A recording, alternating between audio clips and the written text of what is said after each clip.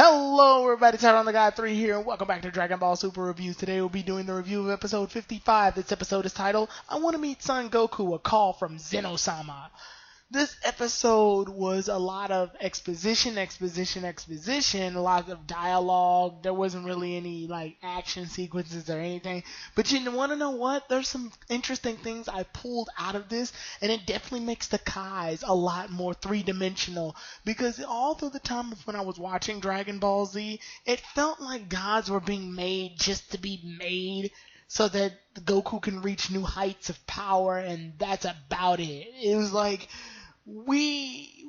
even from the beginning in Dragon Ball, we got Kami, which was God. Well, actually there was a talking cat, Corn, who taught Goku how to fight even better than he used to. Then we got Kami, who trained Goku, which Kami translates to God. Then we realized that there's gods beyond that, like King Kai and Grand Kai and Supreme Kai, and it felt like all of these gods were just the ends to a means so that Goku can get even stronger than he was previously, because obviously if Goku's stronger than God, who else is he gonna combat? Well, let's make a stronger God. But this time we actually got some real light on what it is to be a God, what that entails, what the job requirements of being a certain god are, because I always looked at a lot of these gods, and this episode actually answers a question that I've been asking for a while when it comes to Kais. Their job is to just watch over, really? And Zamasu does a great job of really pointing out that flaw.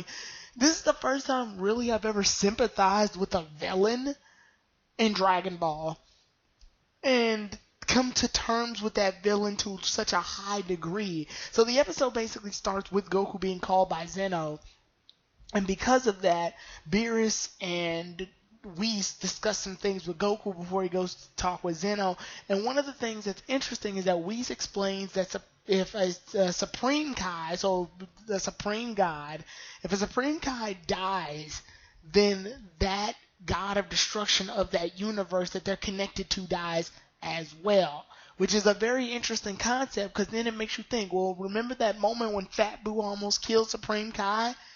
That means that Fat Boo almost killed Beerus too. Weird, huh?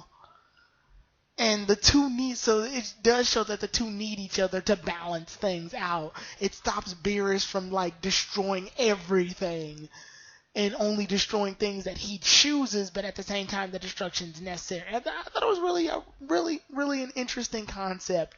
And with that, we get to see that Goku ends up meeting this one guy who's kind of like Whis, but not. I forgot what his name is, but Whis explains that guy is even stronger than he is. So I thought that was a really cool concept too, because then that means, wow, there's even more powerful fighters than Goku. Then, we actually see that Goku meets up with Zeno, and when Goku meets up with Zeno, Goku and Zeno basically confirm that they're going to be friends. Zeno's like, hey, I like you. You're not a kiss ass like everybody else is around me. I mean, yeah, I can destroy entire galaxies and universes with a blink of an eye, but I'm also still a person. I thought I like that concept. I like the relationship. I thought it was really cool that Goku and Zeno share that bond. I think this is all preluding to the actual Omniverse tournament that's going to happen later on in the series, but it was good to know that was happening.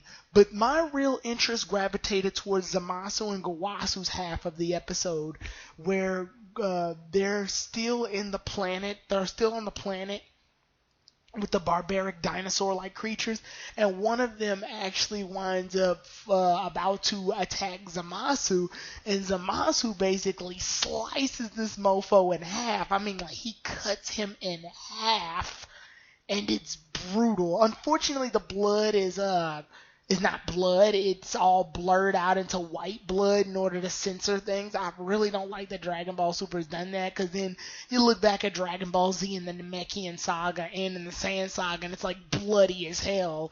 Then you see this, and it's just ugh, whatever. Anyway, when that ends up happening, we see that Gawasu's alright, we need to go back and talk about this. So they go back, and when they go back, they're drinking tea that Zamasu made. And I love the fact that every time Zamasu's sort of effed up, because he's the one that brews the tea. The tea sort of gets corrupted as well, just to show, like, the blackening of his heart. And Zamasu's like, listen, I think it's stupid that we as gods only watch over. And I really thought about this. I was like, yeah, why do gods only watch over? Like, why don't they actually interact? Guasu's like, that's not up to us. It's up to them. We simply create and provide. They're supposed to be the ones to settle things themselves. And this slowly angers Zamasu, and he slowly is upset to know that he's powerless. And he feels like being a god, being a Kai, is meaningless if you can't fix the problems that happen on the very universe that you're watching. And because of that, he slowly is getting more and more corrupted. And I like how, like, these pink petals, they're pink sakura petals, and they slowly turn into rose petals as a foreshadow for the Super Saiyan Rose transformation. So I do love that attention to detail. And I love the fact that Zamasu's slowly getting corrupt too, because he's like, this is bullshit. Like, we shouldn't just be sitting around watching mortals be this violent and destructive and simple-minded when we're gods and we're far beyond them. Like, there's no point of them even being here if they're just gonna fuck everything up. Like, I like that mindset that Zamasu's having, only because it's like, this is really in depth for a villain.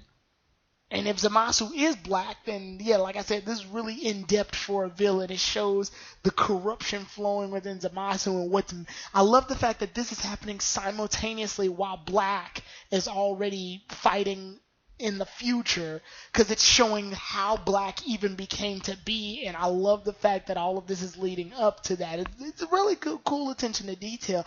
I gotta say, out of this saga, there's Mai and Trunks I really don't care for.